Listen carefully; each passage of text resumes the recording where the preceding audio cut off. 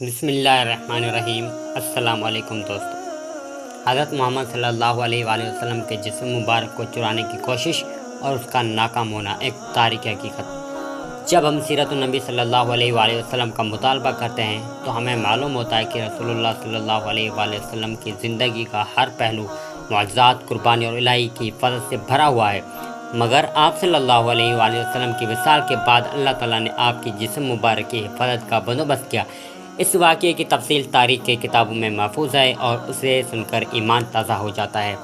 یہ واقعہ 5ویں صدی ہجری کے آخر یا 6 صدی کی شروعات میں پیش آیا۔ اس وقت صلیبی جنگوں کا دور تھا اور یورپ کے عیسائی طاقتیں مسلمانوں سے نفرت کرتی تھی۔ وہ اسلام کو مٹانے کی ہر ممکن کوشش کر رہی تھی۔ اندلس اسپین میں ان کی حکومت قائم ہو چکی تھی اور وہ مسلمانوں کے مقدس مقامات پر قبضہ کرنا چاہتے تھے۔ کہا جاتا ہے کہ 2 عیسائی راہب شام سے نکلے اور مدینہ منور پہنچے۔ ان کا مقصد بظاہر مدینہ میں رہنا اور عبادت کرنا تھا، مگر حقیقت میں وہ صلیبی بادشاہوں کے ایجنٹ تھے۔ ان کی سازش یہ تھی کہ حضور اکرم صلی اللہ علیہ وآلہ وسلم کے جسم مبارک کو قبر سے نکال کر یورپ لے جایا جائے تاکہ مسلمانوں کا دل توڑا جائے اور اسلام کو ذلت پہنچائی جائے۔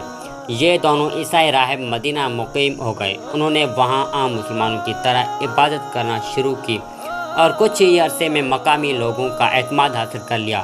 لوگوں کا یقین ہو گیا کہ یہ دونوں بڑے نیک اور پرہیزگار لوگ ہیں، مگر یہ راہب رات کے وقت خفیہ طور پر جنت البقیع کے قریب کھدائی کرتے تھے۔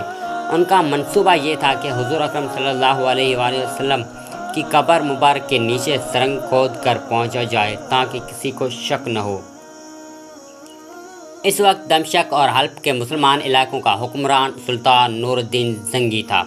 وہ ایک نیک، بہادر اور دیندار بادشاہ تھا جس کا دل ہمیشہ مسلمانوں کی حفاظت اور اسلام کی سربلندی کے لیے دھڑکتا تھا۔ کہا جاتا ہے کہ ایک رات سلطان نور الدین زنگی سو رہا تھا کہ اس نے خواب دیکھا حضور اکرم صلی اللہ علیہ وآلہ وسلم کی قبر مبارک کو چوہے کھود رہے ہیں۔ نور الدین زنگی کی آنکھ کھل گئی، اس کا دل بے چین ہو گیا۔ اس نے وضو کیا، نماز پڑھی اور دعا مانگی، پھر سو گیا۔ مگر دوسری بار بھی اسے وہی خواب آیا، یہاں تک کہ تیسری بار بھی وہی خواب آیا۔ وہ خواب دیکھنے کے بعد اسے یقین ہو گیا کہ محض یہ اللہ کی طرف سے اشارہ ہے۔ نور الدین زنگی نے فوراً قافلہ تیار کیا۔ اس نے اپنے قریب ترین ساتھیوں اور چند سپاہیوں کو ساتھ لیا اور خود خفیہ طور پر دمشق سے مدینہ کی جانب روانہ ہو گیا۔ سفر کے دوران اس نے کسی کو نہ بتایا کہ وہ کہاں جا رہا ہے۔ جب سلطان نور الدین زنگی مدینہ پہنچے تو اس نے سب سے پہلے وہاں کے قاضی اور اماموں کو اکٹھا کیا۔ اس نے انہیں خواب کی تفصیل بتائی۔ سب حیران رہ گئے، مگر ساتھ ہی سب نے کہا کہ وہ پوری کوشش کریں گے کہ سازشوں کو پکڑ سکیں۔ سلطان نور الدین زنگی نے کہا کہ مجھے پورے مدینہ کے رہائشیوں کو دیکھنا ہے، میں انہیں پہچان لوں گا۔ چنانچہ اعلان کیا کہ تمام لوگوں کو مسجد نبوی میں اکٹھا کیا جائے۔ نور الدین زنگی نے ہر ایک کو غور سے دیکھا، مگر اس میں سے کسی پر بھی شک نہ ہوا۔ پھر اس نے پوچھا، مدینہ میں کون اجنبی ہے، کون باہر سے آیا ہوا ہے؟ لوگوں نے کہا، 2 لوگ ہیں جو عبادت گزار ہیں، وہ مدینہ میں قیام کیے ہوئے ہیں اور اکثر مسجد میں عبادت کرتے ہیں۔ نور الدین زنگی نے ان دونوں کے کمرے کی تلاشی لینے پہنچا۔ جب ان کے کمروں کو دیکھا کہ وہاں اسے کچھ بھی نہ ملا، مگر ایک مصلی تھا جو نماز پڑھنے کے لیے رکھا گیا تھا۔ اس کے نیچے ایک سرنگ کھودی گئی ہوئی تھی۔ دونوں راہبوں کو گرفتار کیا گیا اور ان سے اعتراف کروایا گیا کہ وہ صلیبی بادشاہوں کے ایجنٹ ہیں اور حضور اکرم صلی اللہ علیہ وآلہ وسلم کے جسم مبارک کو نکال کر یورپ لے جانا چاہتے ہیں۔ نور الدین زنگی نے انہیں وہیں سزا دلوائی تاکہ دوسروں کے لیے عبرت بن جائے۔ اس واقعے کے بعد سلطان نور الدین زنگی نے قبر مبارک کی حفاظت کے لیے ایک اور بڑا قدم اٹھایا۔ اس نے قبر اطہر کو گرد سیسہ لیڈ ڈال کر ایک مضبوط دیوار بنوائی تاکہ آئندہ کوئی نیچے سے سرنگ نہ کھود کر پہنچ سکے۔ آج بھی وہ سیسہ کی دیوار قبر مبارک کے نیچے موجود ہے۔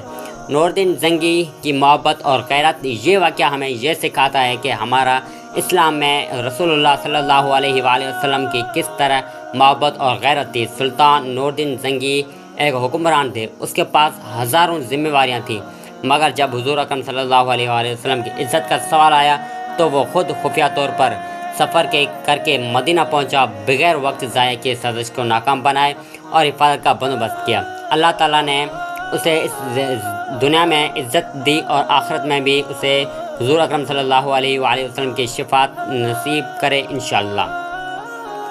آج کے دور میں ہمیں بھی یہ سوچنا چاہیے کہ ہم حضور اکرم صلی اللہ علیہ وآلہ وسلم سے محبت کی صرف دعویٰ کرتے ہیں یا ان کی حقیقت میں ان کی سنت اور تعلیمات پر عمل کرتے ہیں۔